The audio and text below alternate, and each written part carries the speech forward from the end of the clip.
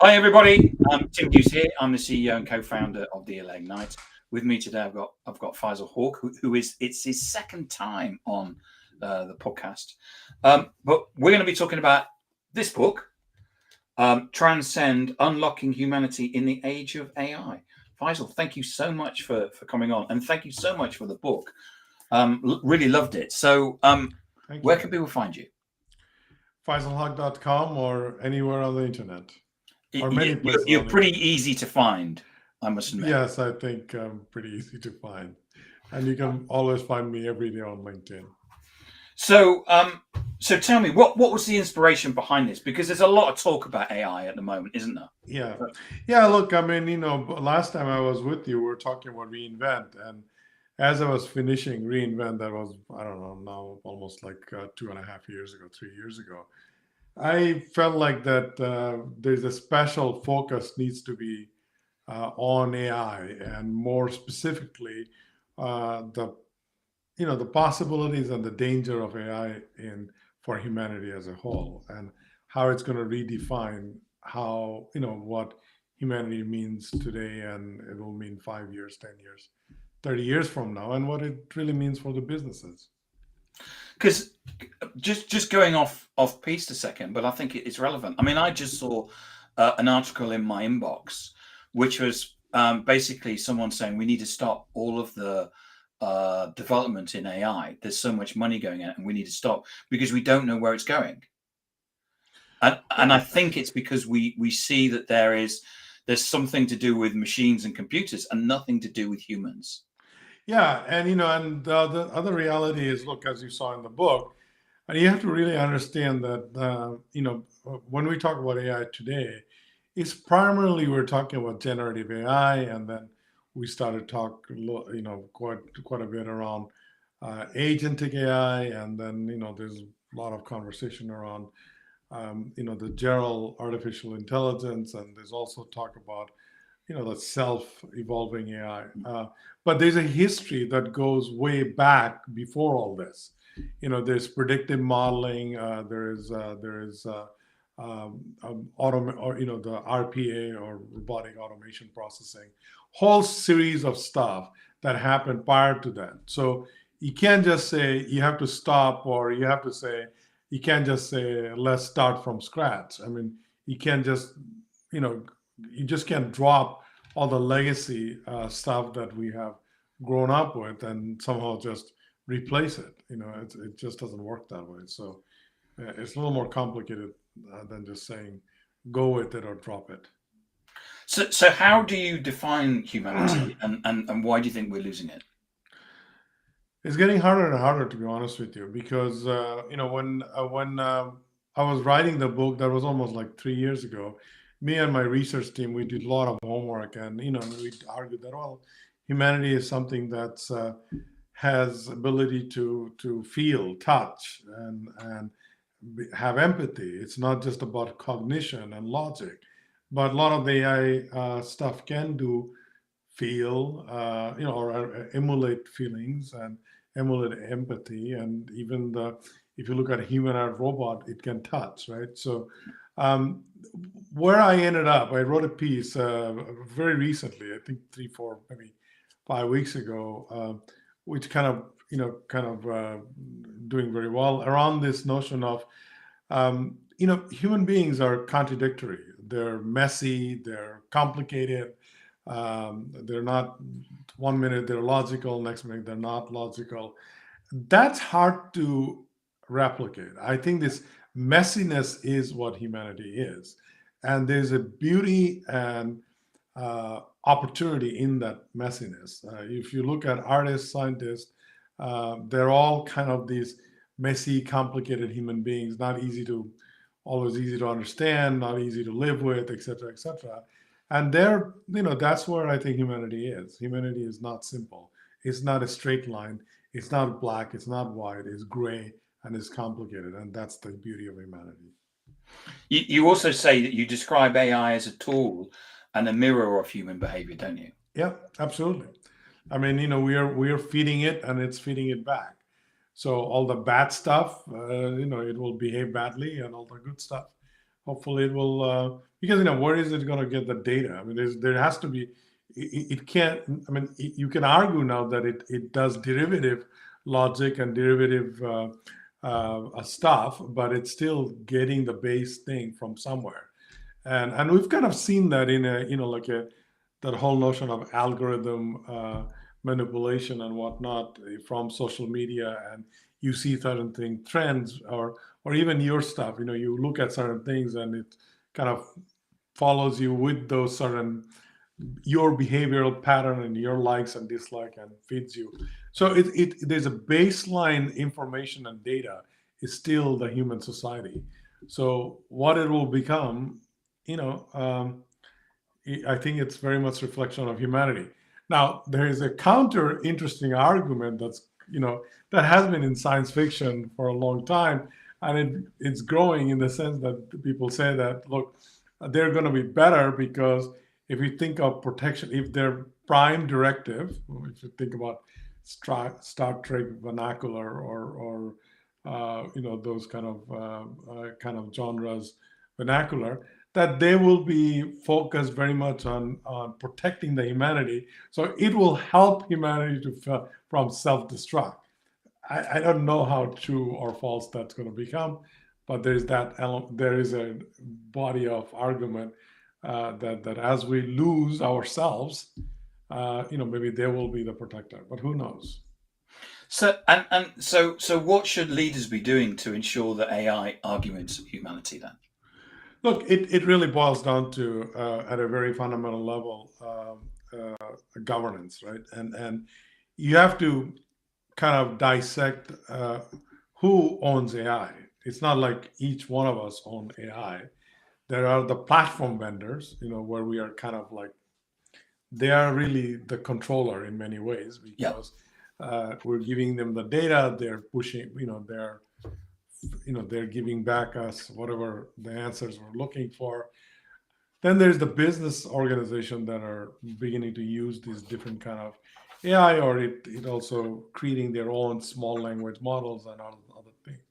And there's the consumer, and there's also government agencies and government, right? So each of those players have different kind of responsibility, and each of those players have different type of governance mechanism that you can apply. So if you look at government, which as you remember, I do a lot of work with government, and there's a lot of work that's been going around, not just on legislation, but also on guardrails in terms of implementation of AI. Anything from biased data to like protecting people's identity,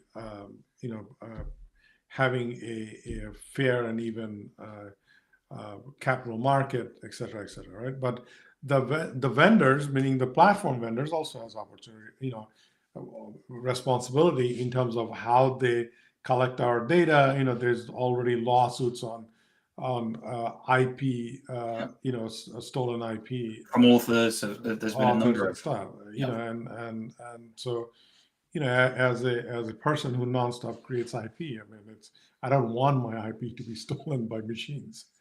So there's different levels of, and then there's the ethical and responsibility on businesses, how you utilize it. Like, so for example, if Amazon starts pushing a particular type of product because they have a special arrangement, and every time I look for a shoe, I only see Nike, that's not a fair practice. There are other shoe companies that would probably like to show their show their shoes, right? Not just Nikes. So there's different level. I guess what I'm trying to say is that what businesses should do is have that governance, number one. Number two is that, I wrote an article recently about that, the case for human resources versus automated resources. Anything and everything that's efficient doesn't mean it's effective, right? So you can't just all of a sudden it's cheaper, it's a less messy to manage. Therefore, I'm just going to automate the heck out of businesses. That argument doesn't also. It may work in the short term, but it won't work in the long term. Nobody wants to go to restaurants. I think, at least I don't. That's staffed with a bunch of humanoid robots. Yeah. I want to fed by a real chef, not some robotic thing that just manufacturing stuff from based on other stuff.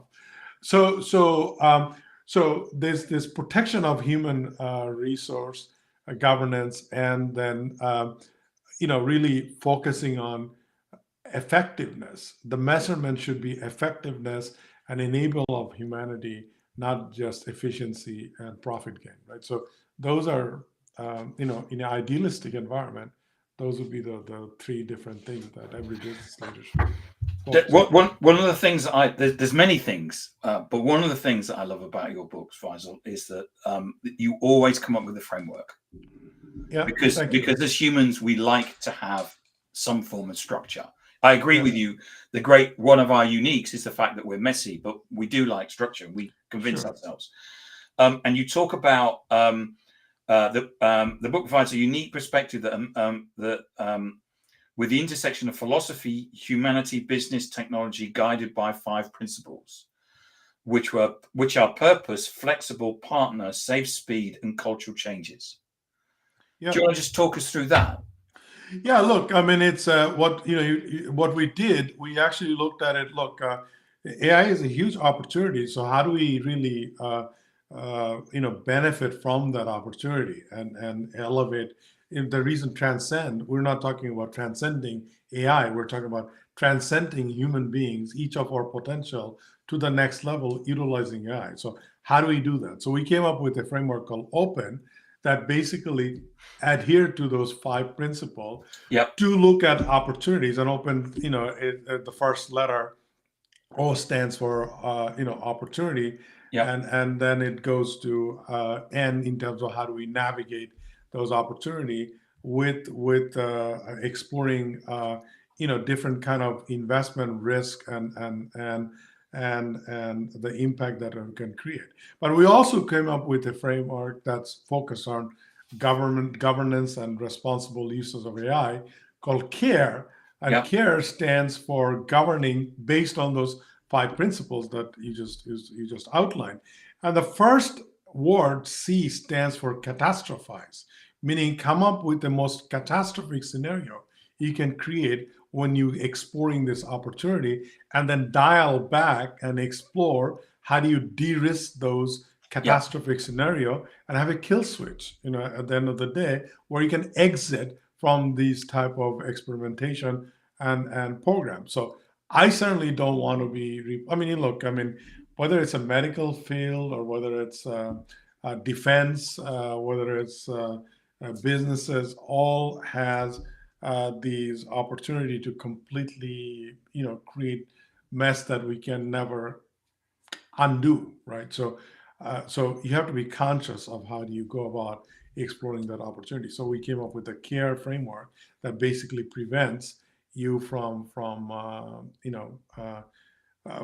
going, basically derailing, right? And it boils down to basic human qualities, dignity, empathy, the upholding equal rights, etc., etc. So in terms of the CARE framework, you've got the C is as you described, which is a rigorously map out potential scenarios, paying particular attention to possible downsides. Then the A is assesses, which is evaluate the likelihood of the scenarios, identify uncertainties, and analyze existing capabilities for dealing with the risks. Yeah, that's right. So you're coming up with, at the end of the day, Tim, it's like coming up with a portfolio, and then coming up with the opportunity portfolio, but then also coming up with the risk portfolio. And each scenario you have to basically assess, decide which is going to have the biggest impact or which is going to have the biggest risk, and then basically navigate through those opportunity or exit the most risky scenarios, right? So it's having an opportunity portfolio and a risk portfolio simultaneously, and then rationalizing what works and what doesn't work.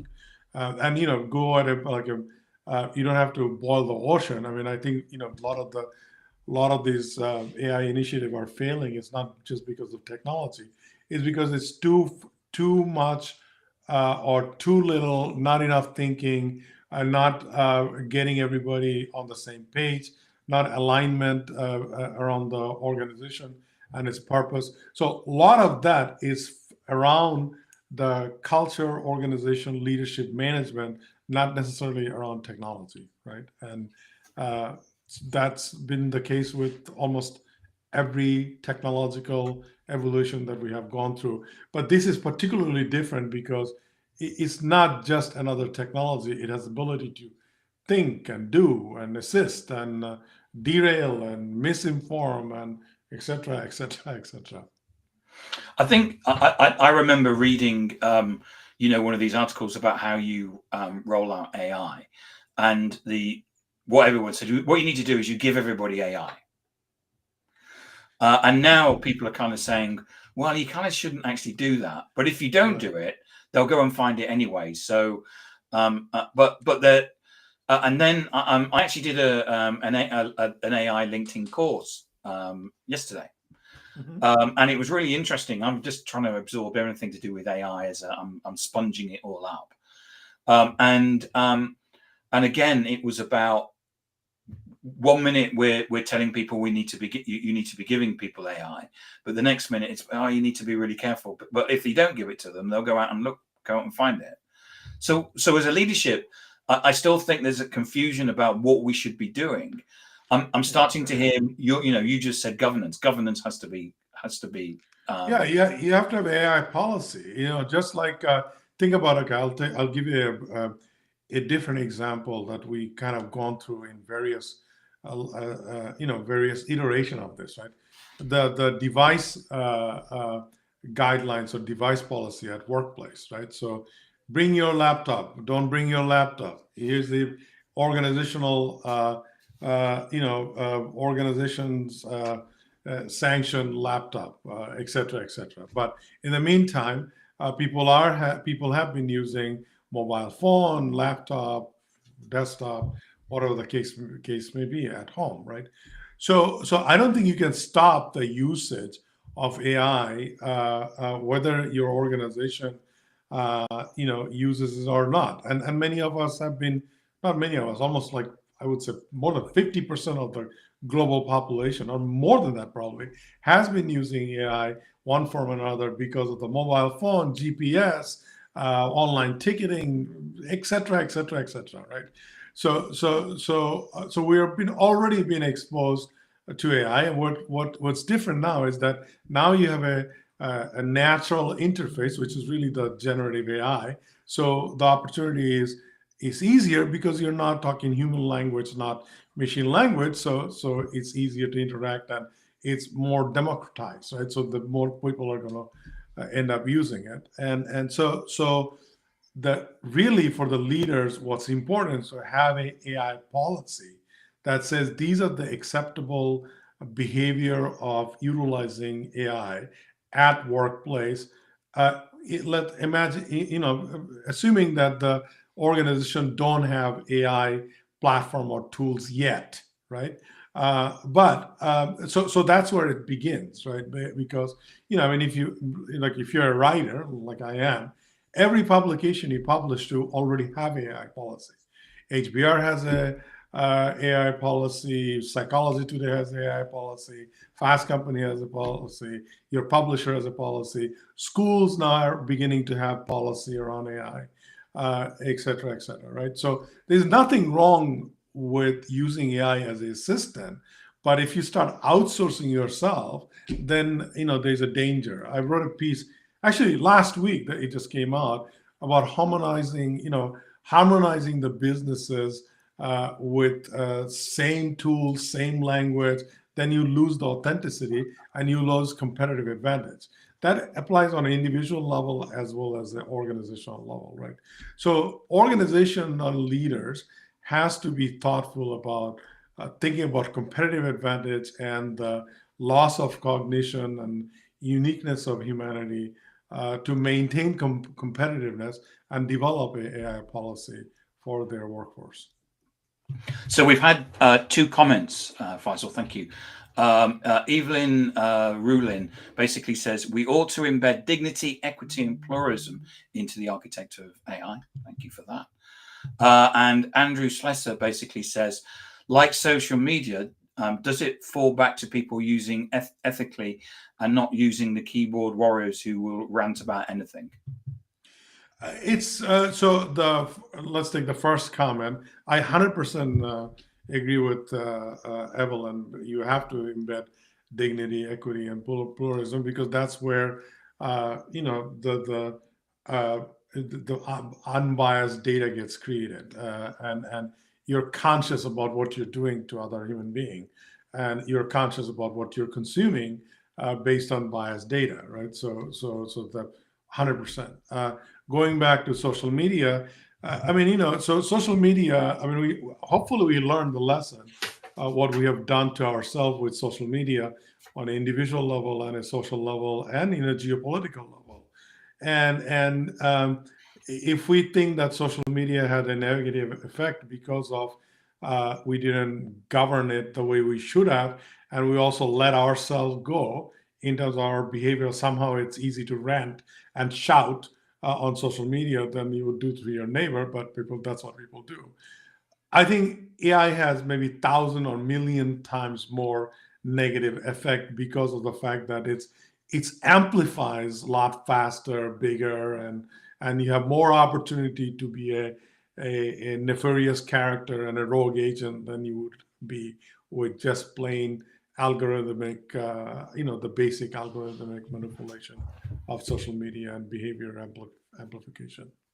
Faisal, thank you so much for coming on and talking about your book, Transcend, Thanks. Unlocking Humanity in the Age of AI. If I wanted to buy a copy, where could I get one from? You can get it any bookstore, meaning Barnes and Noble, Amazon, or other online places. They're available in ebook, hardcover, and audiobook, and all 100% of the book proceed goes to cancer research. So if you buy a book, you'll be doing a little bit of good, hopefully. And it goes to cancer research because you have a connection, doesn't it? It's not just yes. I have that's correct. I have a cancer surviving son. Yeah. And where can we get hold of you? Again, faisalhoque.com, or you can find me on LinkedIn. I post something every day and share this, generously. I don't need anything. Yeah, and I would agree. I mean, you're a person that people should follow because, I mean, you've given a whole number of examples of great articles that you write, and it's adding to the debate and education.